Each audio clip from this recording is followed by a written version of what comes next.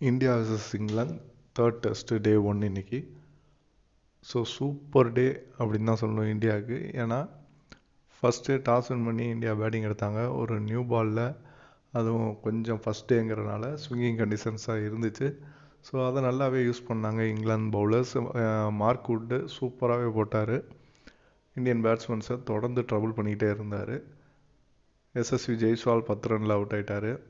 அதுக்கப்புறம் வந்து சுப்மன் கில் வழக்கம் போல் சீக்கிரமே அவுட் ஆகிட்டார். 0லே அவுட் ஆகிட்டார். போன மேட்ச் செஞ்சுரி போட்டிருந்தாலும் இந்த மேட்ச் 0ல் அவுட் ஆகிட்டார். அதுக்கப்புறம் ரஜத் பட்டிதார் வந்தார். அவர் ஹார்ட்லி பாலில் வெறும் 5 ரன் அடித்து அவுட் ஆகிட்டார். ஸோ 34க்கு 3 விக்கெட் அப்படின்னு இந்தியா ரொம்பவே ஒரு மோசமான நிலைமையில் இருந்தாங்க. பட் கேப்டன் ரோஹித் சர்மா செமையாக விளாண்டார். கூட ரவீந்திர ஜடேஜா சொந்த ஊர் அவங்க கிரவுண்டில் அருமையாக விளாண்டாருன்னு தான் சொல்லணும். 2 பேரோட பார்ட்னர்ஷிப் 204 ரன் அடித்தாங்க. ஸோ சூப்பரான பார்ட்னர்ஷிப். இங்கிலாந்துக்கு அதுக்கப்புறம் வாய்ப்பே இல்லை.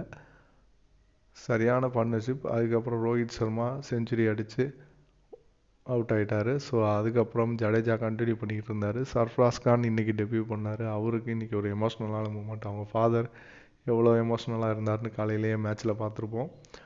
ஸோ அவர் ஃபஸ்ட்டு மேட்ச்சு டெபியூ மேட்ச்சு வந்ததுலேருந்தே அதிரடியாக விளாண்டார்.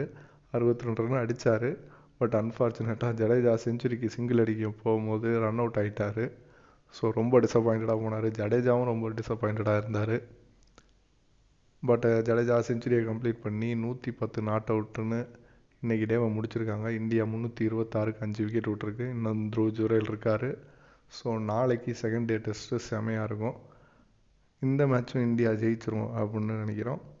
ஸோ இதான் நீங்கள் நம்ம சேனலுக்கு ஃபஸ்ட் டைம் வரீங்கன்னா மறக்காமல் சப்ஸ்கிரைப் பண்ணுங்கள், லைக் பண்ணுங்கள், ஷேர் பண்ணுங்கள், கமெண்ட் பண்ணுங்கள். தேங்க்யூ.